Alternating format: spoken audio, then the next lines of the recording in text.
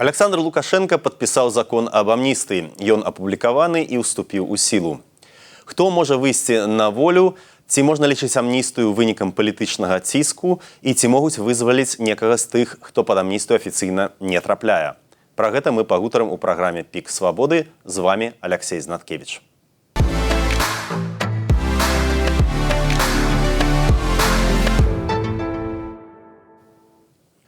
І нашыя госці сёння палітычны аналітык, координатор майстэрні думак «Наша візія» Вадим Мажейко и правоабаронца вясны Павел Сапелка. Добрый день, спадар Павел, вам первое пытанне. Паводле правоабаронцаў, кансенсусу правоабаронцаў у Беларусі больш за 1400 палітычных вязняў, хутчэй за ўсё іх нашмат больш. І з гэтых людзей як мінімум 250 знаходзяцца пад рызыкай праз стан здароўя. Аднак паводле вось гэтага новага закону об амністыі пад амністыю не трапляюць людзі паводле амаль усіх так званых палітычных артыкулаў і таксама не трапляюць тыя людзі, якія ёсць у спісах так званых экстрэмістаў і тэрарыстаў, а іх больш за 4000 чалавек. Паводле вашых падлікаў, колькі людзей з палітвязняў могуць выйсці на волю па амністыі? Дзякую, вельмі добрае пытанне, але вельмі сумны адказ будзе.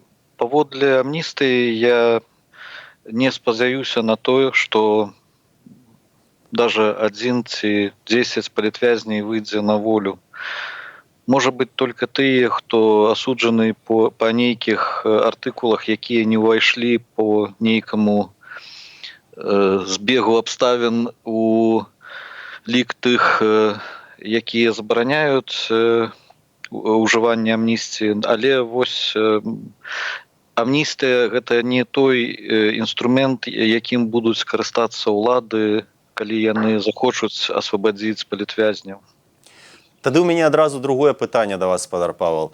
Ці ёсць надзея і ці ёсць чаканні, што хоць некага з палітвязняў выпусцяць, можа быць, афіцыйна не ў рамках гэтай амністыі, але прымяркуюць пад эту амністыю нейкія памілаванні?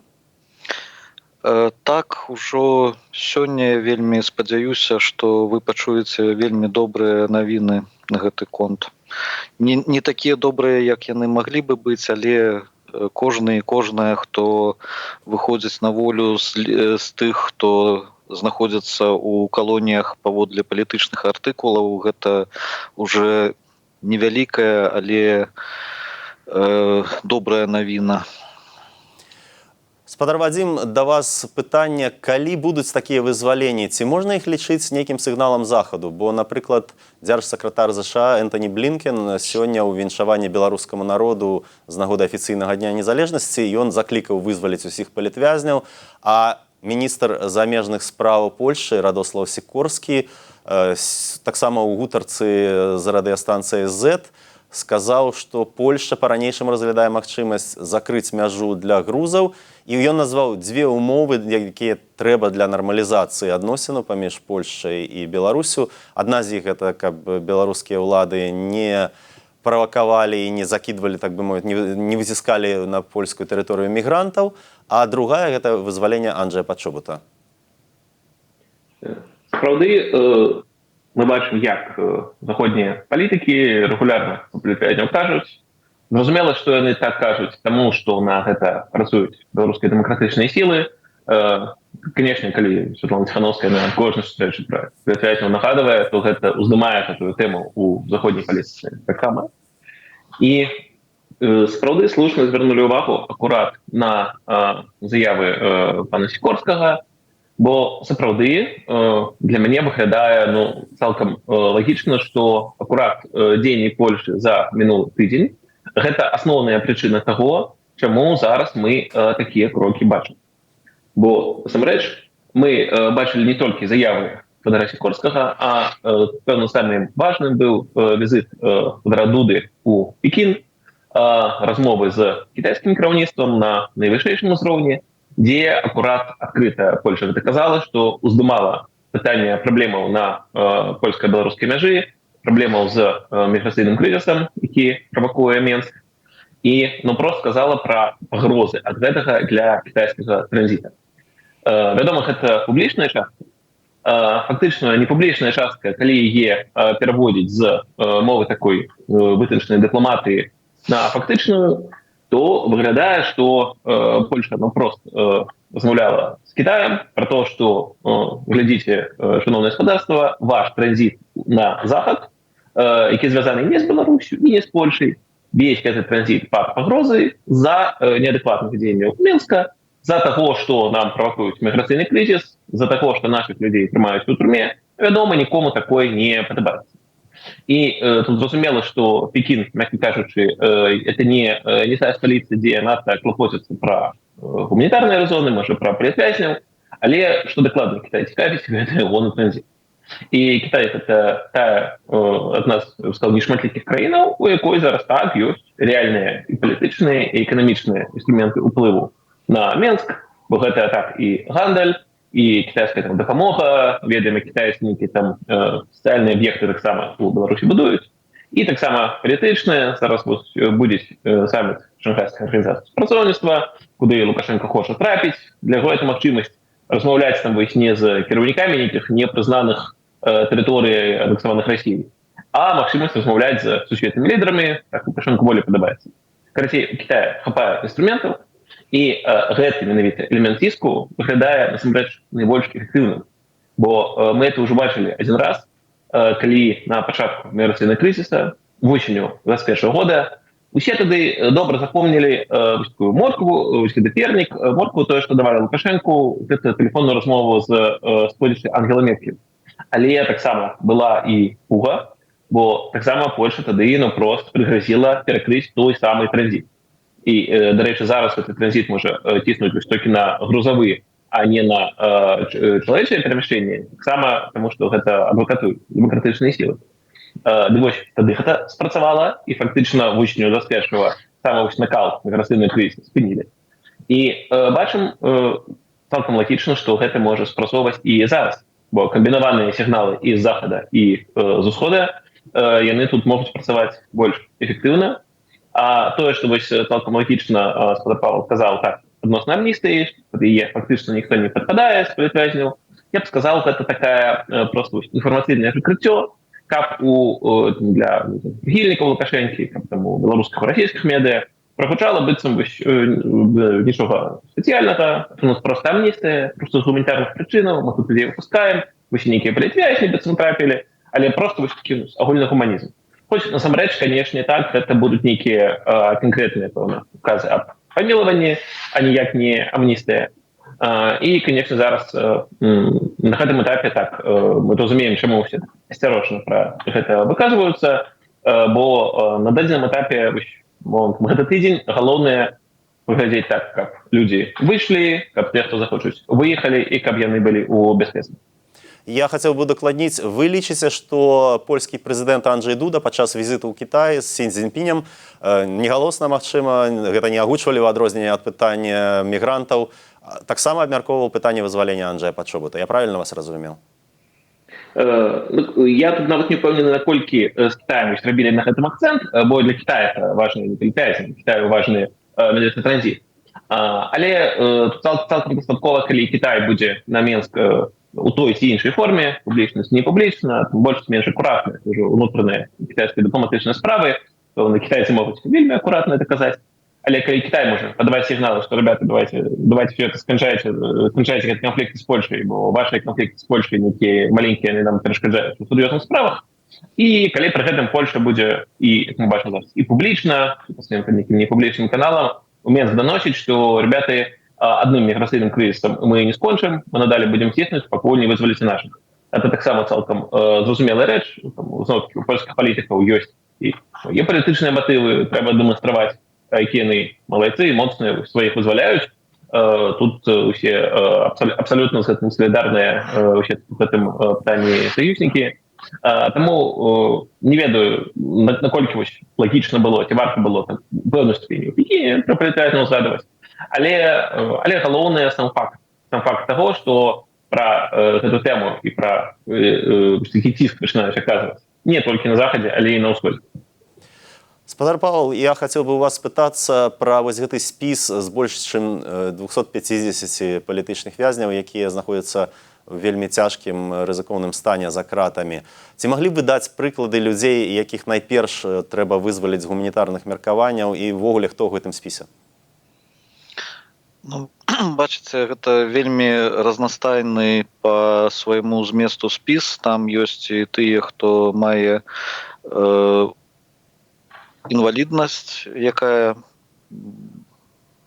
афіцыйна устаноўленая, але там ёсць тыя, хто не маюць гэту інваліднасць, але яны па стану здароўя вельмі недалёка ці можа ўжо і з'яўляюцца людзьмі з інваліднасцю. Прыклады я бы не хацеў зараз называць імёнаў, але гэта тыя людзі, якія по свайму ўзросту і стану здароўя могуць ужо заўтра апынуцца не сярод палітзняволеных, а сярод тых, хто не дажыў да вызвалення. Гэта і вельмі знакамітыя імёны, і тыя, хто такія людзі, пра якіх мы маглі бы даведацца толькі тады, калі яны ўжо, на жаль, папалі бы ў навіны у сувязі з тым, што не дажылі да вызвалення, як гэта было з Мікалаем Клімовічам, з Вадзімам Храсько. І зараз справа не ў імёнах, справа ў тым, каб як мага больш з гэтага спісу людзей апынуліся на волі.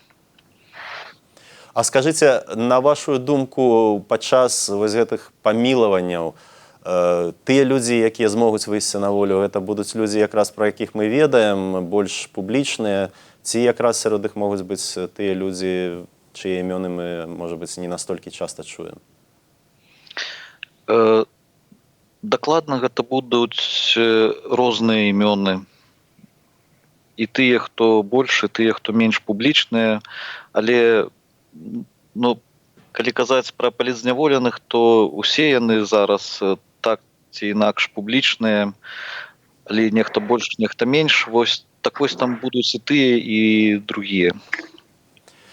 Спадар Вадзім, вы ўжо сказалі пра магчымасць Кітая ціснуць на ўлады Беларусі, у яго сапраўды ёсць рычагі ўплыву, але ці можа Захад, па-першае, зрабіць нешта, каб дабіцца вызвалення часткі людзей, прынамсі часткі людзей з гэтага гуманітарнага спісу, і па-другое, ці ёсць у Захаду стымулы, каб размаўляць з Кітаем у гэтым пытанні, бо у тых жа Злучаных Штатаў шмат невырашаных пытанняў з Кітаем іншых, і, магчыма, пытанне беларускіх палітвязняў дзесьці там на 3-м ці 4-м плане. Сапраўды, пытанняў з Кітаем можа быць шмат, і зразумела, чаму для нас, можа, пытанне беларускіх палітвязняў стаіць вышэй, чым пытанне, напрыклад, просто палітвязняў у самім Кітаі, ці там стану уйгураў у працоўных лагерах. Таму сапраўды зразумела, што ў міжнародным памірэнні шмат чаго такіх сэнсе абмяркоўваць. Але зрэшты мы бачым, што не дзіва, што вось такога, прынамсі, некага прагрэсу, скажем так, пакуль асцярожна наконт поспехаў, але прагрэсу, хутчэй мы бачым, дамаглася Польша, прычым нават Польша вось акурат візіт быў.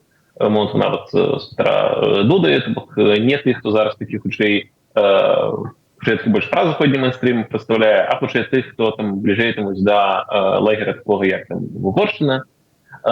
Бо сапраўды, канешне, калі з Кітаем будзе размаўляць Брусэль ці Вашынгтон, так, у іх і свае пытанні ёсць, і свой больш, можа, складаны палітычны трэк адносінаў з Кітаем. У гэтым сэнсе тут у Польшы, я так разумею, конечно, не кажу, што не спецыяліст па польска-кітайскіх адносінах, але у Польшы з Кітаем няма такіх спрэчных пытанняў, як, напрыклад, там у США з Кітаем. І в гэтым сэнсе больш прасторы для некага манеўра і больш спакойных стасункаў. І разам з тым у Польшы, натуральна, так, як вы казалі наконт цікаўнасці Захада, у Польшы, натуральна, ёсць цікаўнасць. бо так гэты міграцыйны крызіс ён стварае і палітычную праблему, і эканамічную праблему ў сферы бяспекі, і ніяк для Польшчы не добры тое, што так ці там так грамадзяне Польшчы ці проста тыя, хто Польшчы лічыць сваімі, знаходзяцца ў беларускіх турмах. Гэта таксама і з гуманітарнага, і з палітычнага пункту гледжання не ёсць добра для польскіх уладаў. Карацей, у Польшчы ёсць зразумелая цікаўнасць у гэтым пытанні. І як мы бачым, калі ёсць цікаўнасць з аднаго боку і з другого боку, калі вось дастаткова назапасілася раздражнення тым, што ну ніяк уже не скончыцца гэты міграцыйны крызіс, ну ніяк не атрымоўваецца вызваліць палітвязняў, то што мы бачым? Мы бачым, што знаходзяцца і дыпламатычныя шляхі, знаходзяцца як з кім пра гэта паразмаўляць. І знаходзяцца шляхі рэальнага ціску, бо, ну, прабачце, адна справа, калі там гучна кажа, што там ввели санкцыі і там 5 чыноўнікам забаранілі ездзіць у США і Еўропу, гэта адна справа. Іншая справа, калі ідзе наўпросты ціск на канкрэтны транзіт грузаў праз беларуска-польскую мяжу, які рэальна моцна эканамічна цікавіць Лукашэнку і рэальна эканамічнаму патрэбы. Так вось бачым, калі ёсць цікаўнасць і калі назапасілася нейкі ўжо багаж, што ну, трэба ўжо вырашаць сваю праблему, тады знаходзяцца і дыпламатычныя інструменты, і інструменты некага дадатковага ціску, і ўсё знаходзіцца і пачынаецца нейкі прагрэс. І гэта, мне здаецца, проста такі добры, і дарэчы, бачым, і у Менска некая, пакуль мы бачым хутчэй гатоўнасць пра гэта размаўляць, рабіць першыя крокі, але тым не менш. Гэта, мне здаецца, акурат усё пра тое, што пытанні, якія могуць здавацца невырашальнымі, гэта таксама пытанне таго, як колькасць мусіць перайсці ў якасць. Колькасць размоваў пра палітвязняў і казання таго ўздымання там на самым розным узроўні. На ўзроўні праваабарончых дыскусій, праваабарончых форумаў, кангрэсаў і на ўзроўні там найвышэйшых стрэчаў Тхановскай з лідарамі на захадзе. І тое, колькі самі заходнія краіны бачаць свой ведаюць, запашваецца праблема. Вось гэта ўсё можа так прыводзіць да таго, што інструменты для вырашэння пытанняў будуць знаходзіцца. Вы сказали про розныя міжнародныя форумы. Учора прадстаўнікі ААН, эксперты ААН звярнуліся да ўраду Беларусі з заклікам вызваліць усіх палітзняволеных старэйшых за 60 гадоў і скантактаваліся з урадам, была гэтая заява. Спадар Сапелка, вось з вашага досведу заявы ААН, в прынцыпе, маюць нейкі сэнс, нейкую вагу, нейкае значэнне для ўладаў Беларусі? Вельмі складана адказаць, таму што гэта абставіны моцна мяняюцца з цягам часу. Дык вось тое, чаго дасягнулі праваабаронцы і у цэлым супольнасць, беларуская супольнасць да 2020 года, гэта у вельмі вялікай частцы былі вынікі супрацы з ААН, менавіта з ААН. Таму што Беларусь імкнулася быць сярод такіх вельмі... Беларусь намагалася дасягнуць вельмі добрых стасункаў і з ААН, і вельмі добрых адзнакаў ААН. І таму многія рэформы ішлі, можа, крыху павольна, але шлі. Зараз я б не бачыў такіх вельмі вялікіх перспектыў у гэтым і не меў бы вельмі вялікіх спадзеваў, але я вось хацеў бы яшчэ сказаць наконт таго, што у цэлым спалучэнне вось гэтых ціску і дамовы магло бы зрабіць вельмі добрую працу. Мы зараз кажам пра ціск і кажам пра Кітай і Польшчу, але вось тыдзень таму былі вызвалены украінцы, якія былі вызвалены праз дамову. А вы лічыце, што іх вызвалілі менавіта там з добрай волі, ці ўсё ж такі там былі нейкі торг закулісны і штосьці ўзамен атрымалі ўлады Беларусі? Ну, гэта, як я понял, был обмен одних на других. І гэта таксама адзін з шляхоў, па якім можна вызваліць можа аднаго, можна трох, можа 10 палітзняволеных. У свой час Зянон Пазняк заклікаў памяняць на беларускіх палітзняволеных тых людзей, якія трапілі у палон ва ўкраіне, якія ваююць з расійскага боку. Але для ўкраіны ясна, што большая зацікаўленасць вызваліць сваіх грамадзян, а не беларускіх грамадзян. Ці вы бачыце нейкія шляхі, каб зацікавіць нейкія трэція бакі, каб яны захацелі ўдзельнічаць вось у такім абмене? Не вельмі спадзяюся, але у Беларусі засталіся яшчэ грамадзяне Украіны, якія асуджаны паводле палітычных артыкулаў. Таму гэты працэс яшчэ мае быць прадоўжаны. І, спадар Вадзім, я хацеў бы у вас запытацца тое самае пытанне пра ААН. Ці, на вашу думку, цяпер гэта нейкі фактар, і тая ўчорашняя заява, і той учорашні зварот да ўраду Беларусі, ці мог ён неяк паўплываць? Глядзіце, адносна ААН, я б тут у першую чаргу хацеў, дарэчы, выказаць падзяку гаспадарыні Анэс Марэн, спецзакладчыцы ААН па Беларусі, якая зараз скончыла сваю кадэнцыю. Насамрэч, гэта вельмі важна, калі на такіх пасадах людзі, якія не проста бюрократычна працуюць і ведаюць механізмы, але яшчэ і ўсім сэрцам рэальна балеюць за тую справу, якую займаюцца. Таму шчыра ўсё Беларусі вельмі пашчасціла, што зараз гаспадарня Анэс Марэн была на гэтай пазіцыі і так нам дапамагала. І дапамагае беларускім палітвязням. І вось глядзіце пра эфектыўнасць. Можна сказаць, ўжо колькі год так рабіліся нейкія заявы. Ці былі яны эфектыўныя? Не, бо ніхто не выходзіў. Ці была эфектыўная, этого не ведаю, то, што там праводзілі праваабаронцы, грамадскія арганізацыі, форумы. Не, бо не выходзіў. Ці былі эфектыўныя, там не ведаю. Все сустрэчы, дзе Ціхановская казала пра палітвязняў. Быццам не, ніхто пасля сустрэчы не выходзіў. А тут бачым раз, а потым неяк так вось бачым. Дзяржка ЗША і Польша неяк пытанне палітвязняў уздымаюць. Мы бачым нейкі ціск, нейкія перамовы, і калі мы зараз бачым, нехта выходзіць, то так, вось яно так і працуе. Калі кожны крок быццам бы здаецца, ён сам па сабе не дае мгненнага эфекта, але гэта не значыць, што трэба расчароўвацца і думаць, што не, ўсё, нічога не працуе. Не, як я і казаў пра тое, колькасць пераходзіць у якасць. Ты працуеш раз за разам, і гэтае раз за разам можа пераходзіць у нейкія рэальныя вынікі.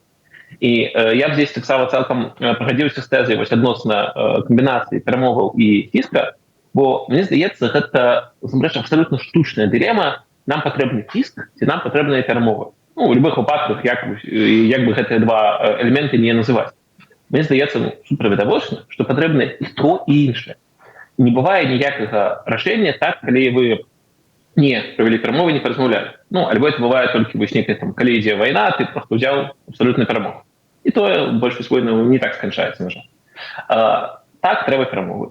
Але, канешне, калі ты хочаш выходзіць на перамовы і праводзіць іх эфектыўна, канешне, табе трэба выходзіць з моцных пазіцый, мець нейкія рэсурсы, мець і тое, што ты можаш прапанаваць апаненту нешта добрае, чым ён зацікаўлены, і разам з тым так, мець рэсурс ціску, што ты можаш яго адабраць, чаго ты можаш яго пазбавіць, дзе ты можаш зрабіць яму горай, калі табе не прыслухаецца. І, у прынцыпе, эфектыўнасць перамоваў і вырашаецца тым, якія пазіцыі абодвух бакоў, хто што мае. Канечне, калі ты выходзіш на перамовы, можаш сказаць, што, ведаеце, мы вам нічога зрабіць не можам, у нас, напрыклад, санкцый не мае, ніколі ніякіх не будзе, але мы вас вельмі просім. Ці будзе табе ніякіх перамоваў. І наадварот, канечне, калі ты выходзіш на перамовы, маеш магчымасць зрабіць там А, Б, С, Д рэжыму, табе ёсць элементы, але ты кажаш, але, глядзіце, можам вось так не рабіць, можам з гэтым пачакаць, калі вы зробіце гэта, і тады ў цябе ёсць вось гэтая прастора для размовы. І размова это абсолютно нормально. Мы вось уже зараз узгадывали так кейс у громадян Украины, якія там десь у Росії в полоне. І да, Росія з Україною воюють і паралельно ведуть перемови. І по своїх захоплених войцах. І ось по нейких людях, які, наприклад, там, коли Росія, так розумію, казав Лукашенко, Росія була зацікавлена некого такого проросійського православного ієрарха визволити з України. Україна була зацікавлена, як, відповідно, отказ вийшли люди, які були дотичними в Білорусі, тепер нам називалися дотичними до там, диверсії, так само на користь України. Так, і такі більш складані перемови можливі. І гэта ніяк не адмяняе там рашучасці Украіны ў вайне з Расіяй. Таму мне здаецца, тут трэба нармальныя падыходы камбінаваць, не саромецца казаць про то, што так, нам патрэбны ціск, але мы хочам добрай пазіцыі на перамовах. І так, нам патрэбныя перамовы не таму, што мы нейкія такія слабакі здаемся, а акурат таму, што гэта эфектыўны спосаб задзейнічаць эфектыўна нашыя магчымасці ціску, каб дамагчыся выніка, які мы хочам. І зараз я хацеў бы спытацца спадара Сапелку. Спадар Павел, вось чым гэтая амністыя агулам адрозніваецца, магчыма, ад папярэдніх амністыяў? Раней казалася, што у ёй больш шырока будуць нейкія меры для людзей, асуджаных па наркатычных артыкулах, але я паглядзеў, здаецца, паводле гэтых артыкулаў таксама не патрапляюць людзі пад амністыю, як і па большасці палітычных артыкулаў. Ці бачыце вы яшчэ нейкія адрозненні ад амністыі ранейшых гадоў? Ёсць адрозненне, але не ў лепшы бок для тых, хто будзе вызваляцца. Тыя, хто будуць вызваляцца паводле амністыі, не палітычныя. Яны не будуць вызваляцца напоўню, але яны будуць вызваляцца, як бы казаць, умоўна пад нагляд, то бок яны будуць знаходзіцца ў такім рэжыме хатняй хіміі, калі трапяць на волю. Гэта, на мой погляд, нешта такое новае ў практыцы. Раней такога зусім не было? Не. Ці бачыце вы яшчэ нейкія адрозненні горшы ці лепшы бок? Не. Гэта такая шараговая амністыя, па якой выйдуць, але не тыя, хто насамрэч бяспечны. Часам выходзяць хутчэй тыя, хто здзейсніў нейкія учынкі супраць здароўя, супраць жыцця, і яны лепш сабе адчуваюць і ў калоніях, і часам хутчэй выходзяць на волю, чым палітзняволеныя, якія фармальна учынілі нейкія не вельмі цяжкія злачынствы. І я хацеў бы вас спытацца наўздагон таму, што казаў спадар Вадзім, пра тое, што трэба на перамовах мець нейкія аргументы, нейкія сродкі ціску. Ясна, што ў беларускай праваабарончай супольнасці, магчыма, у палітычнай беларускай супольнасці выгнанні ўвогуле няма такіх, хутчэй, сродкаў уздзеяння. Але як можна пераканаць нейкіх заходніх партнераў, партнераў з іншых краін, каб яны вось гэтыя аргументы ўжылі для ціску на ўлады Беларусі ў перамовах? Ну так, мы ўжываем ўсё тыя ж негвалтоўныя метады адвакацыі, якімі мы карысталіся і дасюль. Вось зараз, калі мы кажам пра зварот ААН, ён, на мой погляд, прысвечаны таму, што у ліпені будзе адбывацца разгляд беларускай справаздачы ў камітэце па правах людзей з інваліднасцю, і гэта можа быць таксама нейкая прастора для адвакатавання, для таго ж, каб іншыя дзяржавы паўплывалі на стан з правамі людзей з інваліднасцю ў Беларусі. Таксама гэта людзі з інваліднасцю, якія асуджаны па палітычных справах. Так, мы працуем, мы звяртаемся да дэмакратычных дзяржаў, да дэмакратычных урадаў, і так мы часам праз іх, часам праз міжнародныя праваабарончыя арганізацыі адвакатуем тыя ідэі, якія могуць наблізіць вызваленне палітзняволеных. Ну і тое ж самае я хацеў бы спытацца у вас, спадар Вадзім. Вы ці бачыце нейкія рэчы, якія беларуская дэмакратычная супольнасць можа казаць падчас перамоваў з заходнімі партнерамі, каб пераканаць іх ужыць нейкія больш важкія аргументы ўжо ў іх кантактах з уладамі Беларусі?